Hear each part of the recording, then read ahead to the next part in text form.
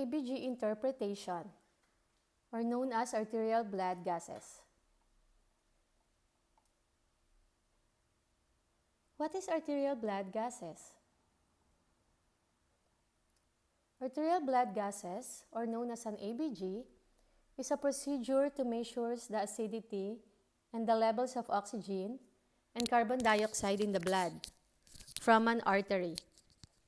This test is used to find out how well your lungs are able to move oxygen into the blood and remove carbon dioxide from the blood.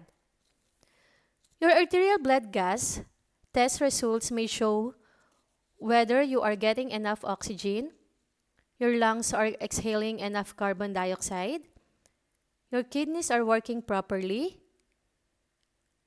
or either you have a serious infection affecting perfusion, blood delivery to your organs.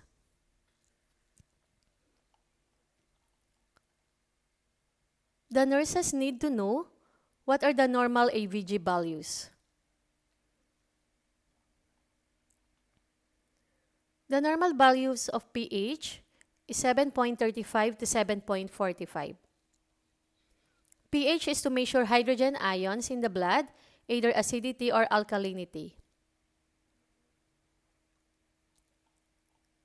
While partial carbon dioxide, or the PCO2, the normal values is 35 to 45 mm per mercury. Is to measure the pressure of carbon dioxide dissolved in the blood and how well carbon dioxide is able to move out of the body.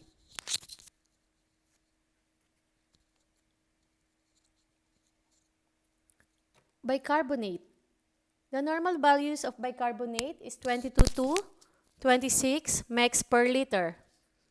Bicarbonate is a chemical buffer that keeps the pH of blood from becoming too acidic or too alkalinic.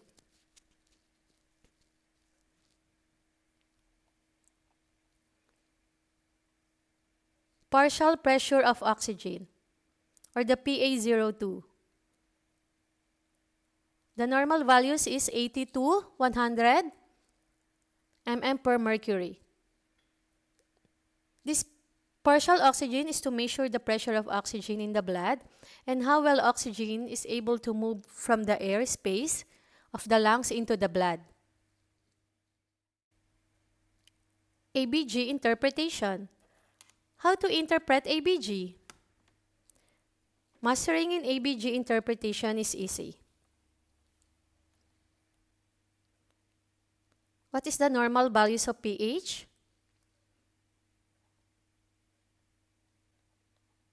pH is 7.35 to 7.45.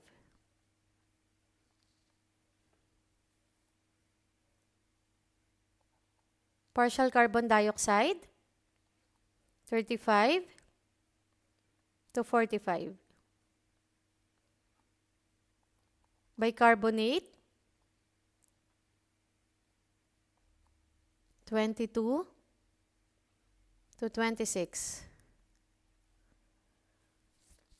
What you will do, you will put all arrow here down.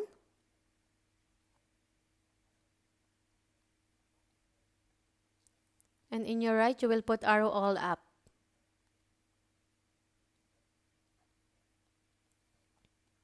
You will put here acidic. And then here as alka. Alkalosis, then acidic.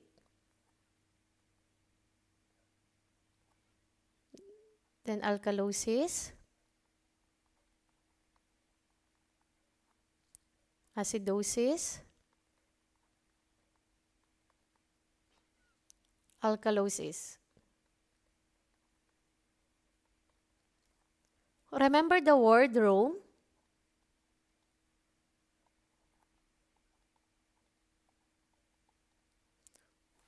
Rome stands for respiratory,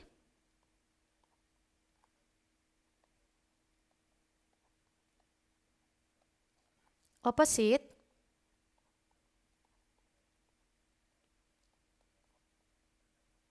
metabolic,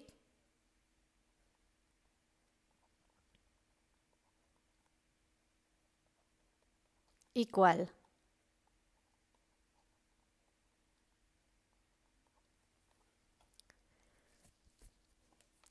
What is the compensation if the pH is normal? If the pH is normal,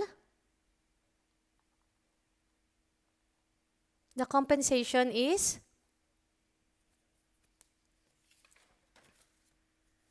compensated.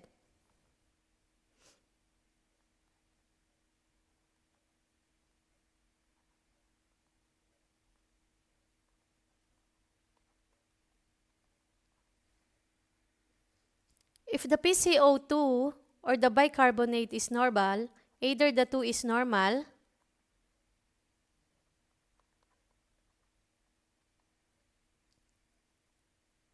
the compensation is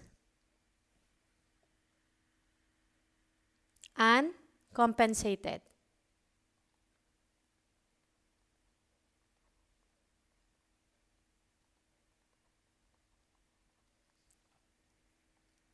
If nothing is normal,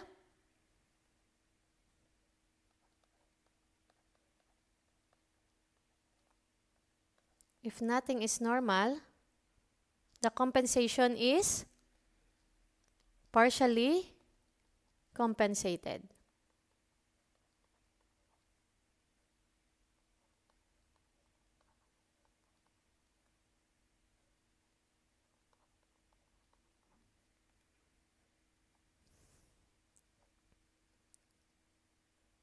Let's have an example.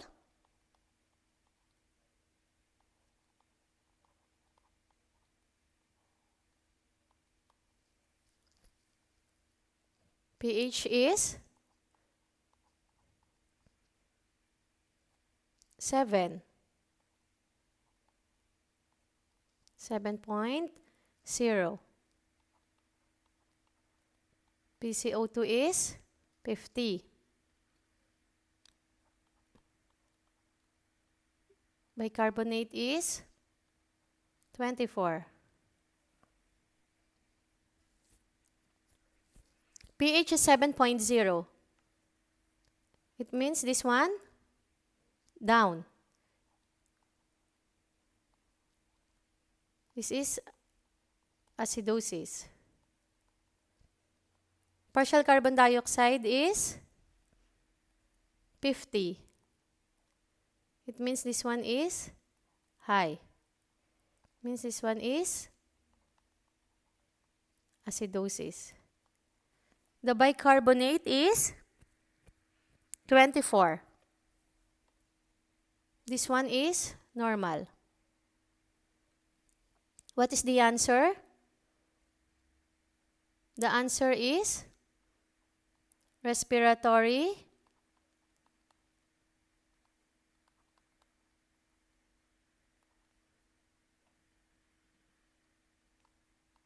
acidosis. What compensation? Bicarbonate is normal. The answer is uncompensated.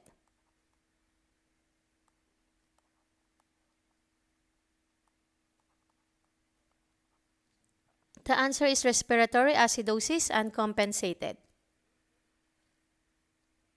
Next example.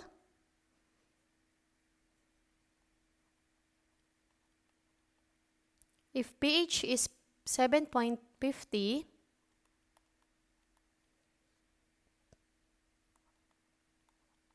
partial carbon dioxide is 25, HCO3 is 20.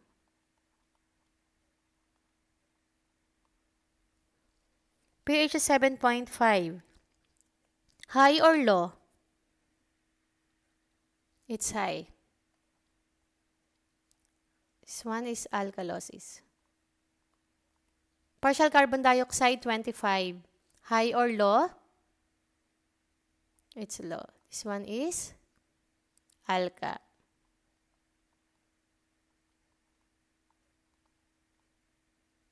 HCO3, 20. High or low? It's low. This one, acid.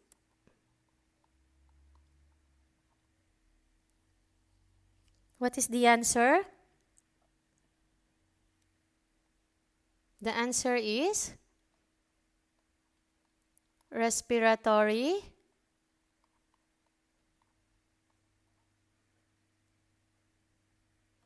alkalosis.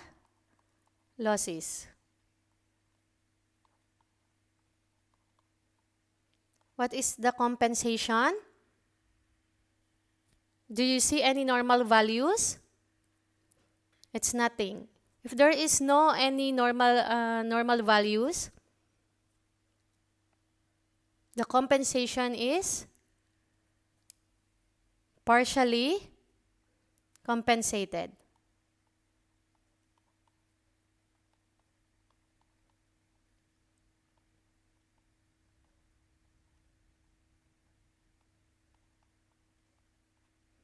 The answer is respiratory alkalosis partially compensated.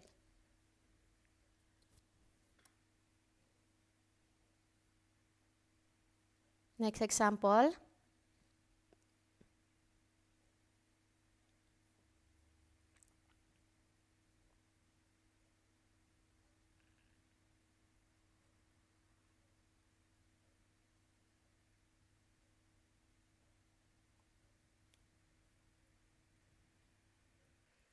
Next example, pH is 7.55.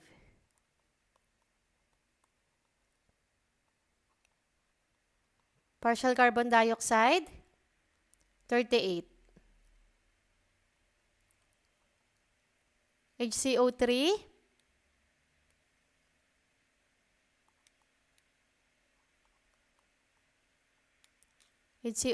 29. pH 7.55, high or low?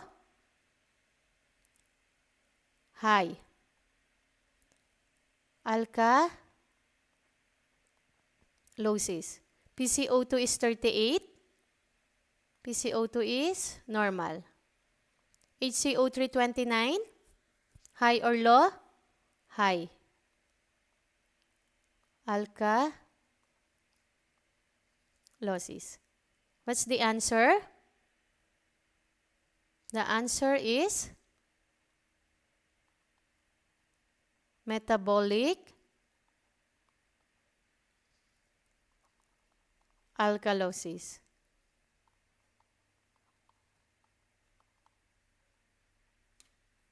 What is the compensation? Do you see any normal values? Yeah, we have one, the PCO2. The compensation is uncompensated.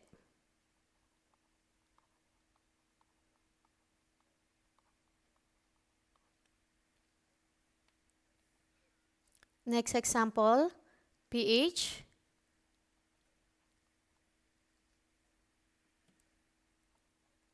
7.18.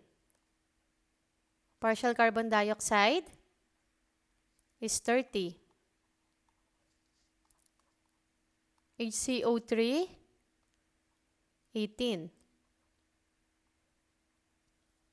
pH 7.18. High or low? Low.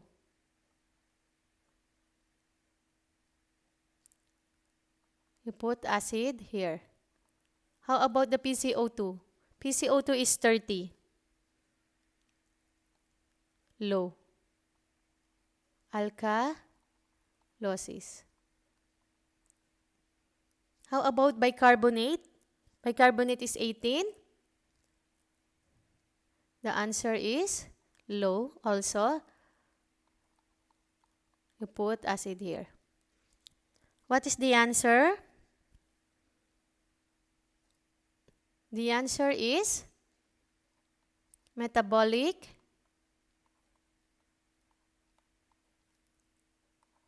acidosis. What is the compensation? Do you see any normal values? Nothing. The answer is partially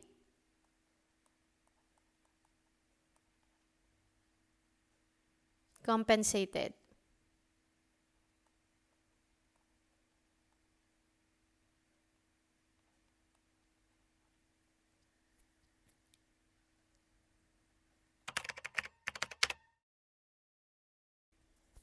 A 35-year-old male has DOB, productive cough. One of his sons says he has been unwell for 3 days. Upon examination, crackles and wheezes can be heard in the lower lobe.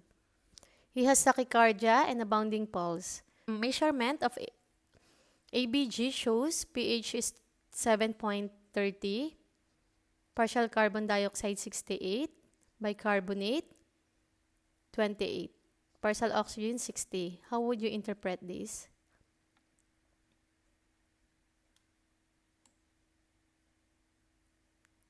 Let's answer. pH is 7.30.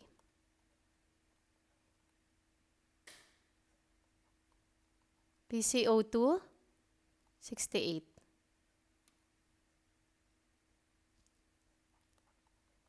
HCO3, 28.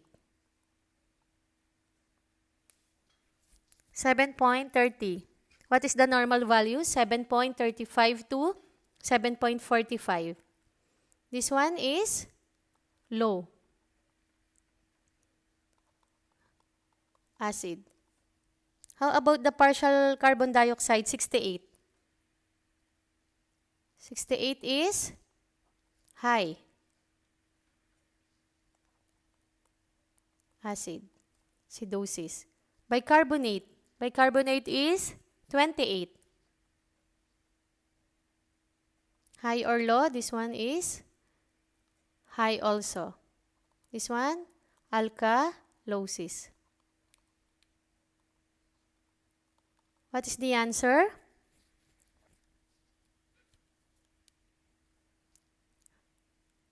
The answer is respiratory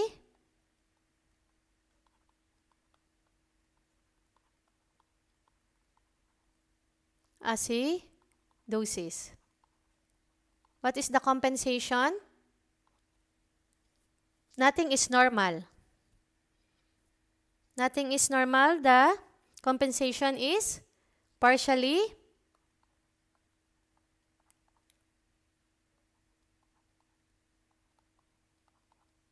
compensated.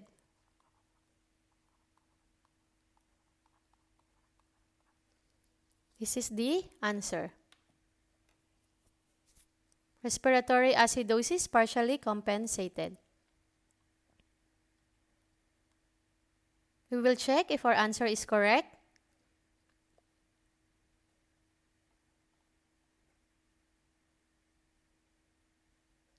The answer is letter B, respiratory acidosis partially compensated.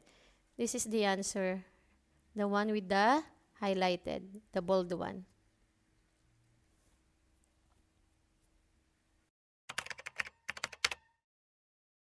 A girl was rushed to the hospital due to vomiting and a decreased LOC. The patient display shows slow and deep gustmal breathing, and he is lethargic and irritable in response to stimulation. Polydipsia, polyuria, and weight loss.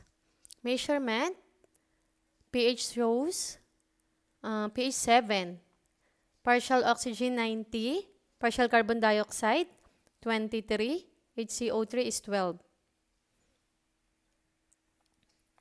Let's answer.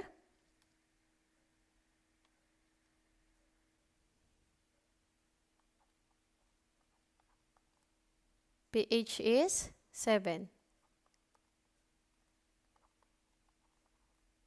Partial carbon dioxide is 23. HCO3 is 12. pH is 7. High or low? Low. acidosis. How about the partial carbon dioxide? 23. Normal value of partial carbon dioxide is 35 to 45. Law? This one is alkalosis. How about the bicarbonate? 12. High or low? Low also. This one, acidosis. What is the answer? The answer is metabolic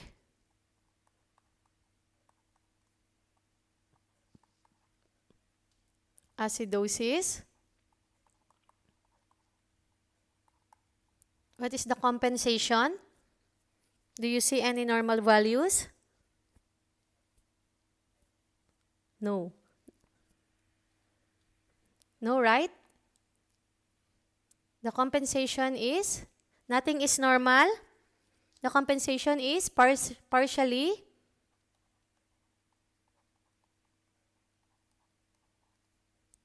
compensated.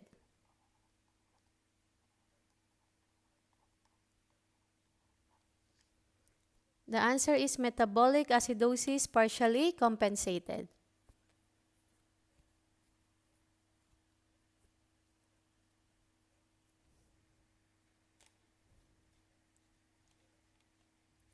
Let's see if our answer is correct.